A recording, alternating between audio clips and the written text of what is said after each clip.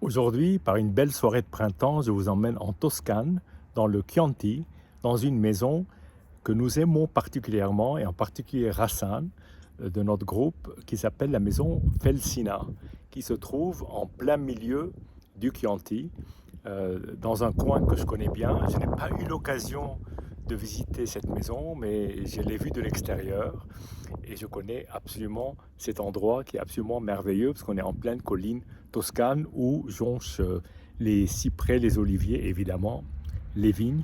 Et là, on va sur un parcellaire qui s'appelle Rancha. Et Rancha a été commenté ici par Hassan dans le millésime 2010. Là, on fait un saut dans le temps beaucoup plus proche avec 2017, qui est quand même un millésime qui commence à être mature, donc c'est intéressant.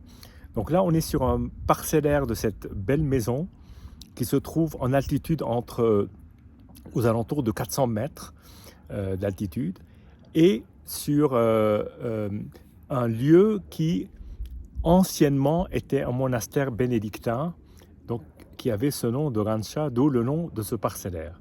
On est sur du 100% Sangiovese qui est le cépage, bien évidemment, du Chianti, le cépage roi. Et là, donc sur ce 2017, qui est une année, pas forcément une des plus belles années, mais qui est quand même une année très intéressante, qui a donné des vins, évidemment, dans certaines belles maisons de grande qualité. En tout cas, je parle de la Toscane. Et là, sur un parcellaire avec une méthode de vinification, on est sur un riserva, donc c'est quand même des élevages qui sont un peu plus longs. On peut s'attendre à un vin hautement qualitatif. Donc voici la bouteille. Donc voilà, de Felsina. On est sur... Donc là, je me suis servi un verre que je vais pouvoir vous commenter.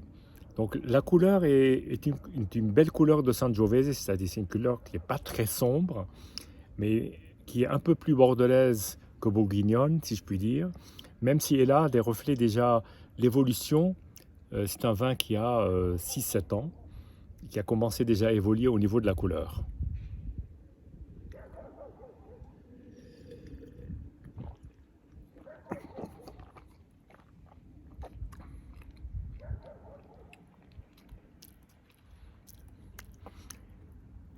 Alors, je sais que mon ami Rassan appréciera beaucoup ce vin, moi aussi.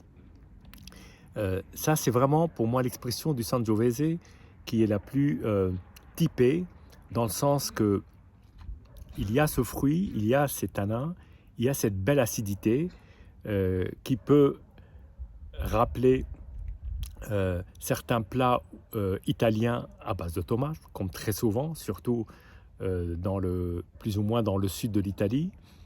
Et là, effectivement, c'est un vin qui appelle ce type de plat parce qu'il y a une très belle acidité, assez prégnante, mais pas envahissante, et puis surtout une belle consistance avec ce côté fruit écrasé, un peu épicé, avec ces tanins qui sont très gourmands.